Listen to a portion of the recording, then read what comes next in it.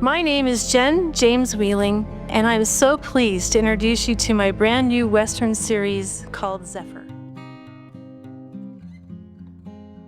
I wanted to tell really fun stories that readers could get lost in, that had heroes, and especially uncommon heroes, people that didn't hold a political office or have a lot of money, or we're not big flamboyant characters, just the people who made things happen at a time when life was very tenuous. I mean, it was very scary. You had to be tough, and plenty of people died because they weren't tough enough, or they made a miscalculation and an accident happened, or maybe they even just lost a limb. These are just the first two of what will probably be a 12-book series. And I really like the idea that we have two different storylines going here, because there's a lot of history to put into both of these stories that my characters can experience between 1849 and 1893. So I'm excited that we can get all that history covered, very specifically the history of what America was like west of the Rocky Mountains between 1849 and 1893. I think most people in our education focus on things that happened in the East, things that happened probably in the Midwest along the Mississippi River, and things that happened on the coast, the Pacific coast. But boy, it's mind-blowing, some of the amazing human achievements that happened west of the Rocky Mountains in that time frame. So I'm super eager to do that. I am a history geek, and I love taking something factual and then using my creativity to weave my characters in and out of something that really happened.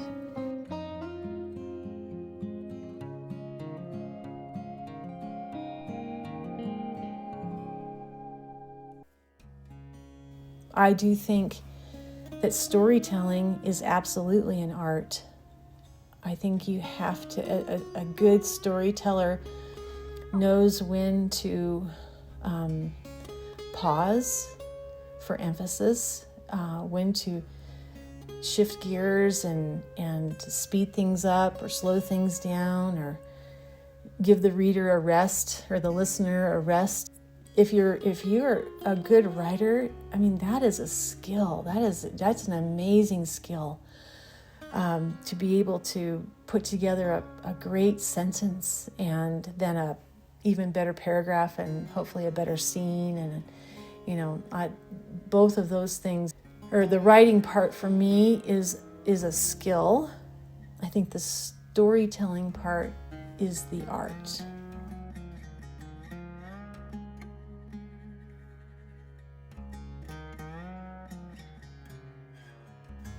I am a big note taker because I'm pulling information from all kinds of places, so I have notebooks for that, but I write my story, I type my story on a computer.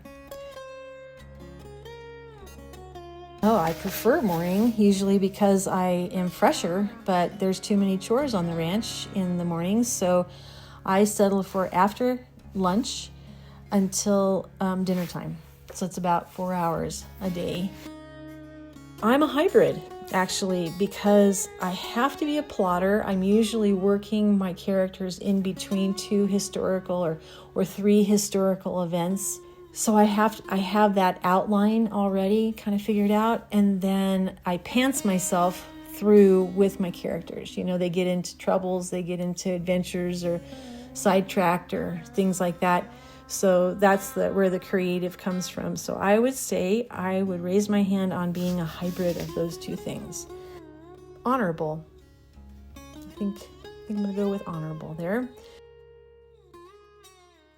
Lilia is resolute.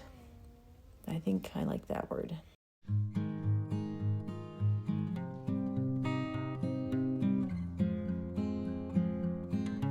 It doesn't really matter which one you read first.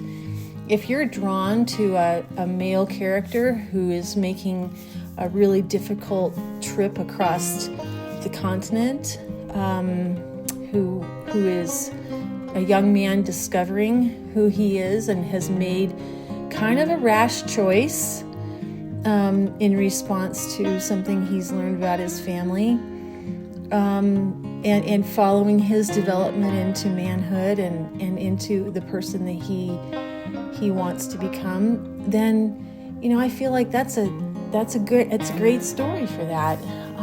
If you are drawn to a strong woman who is determined not to live under the societal pressures of the New England society where she's from, and has the courage and the fortitude to jump off and go do something that hardly any women in the history of, at that time, 1849, would have ever considered a wise choice.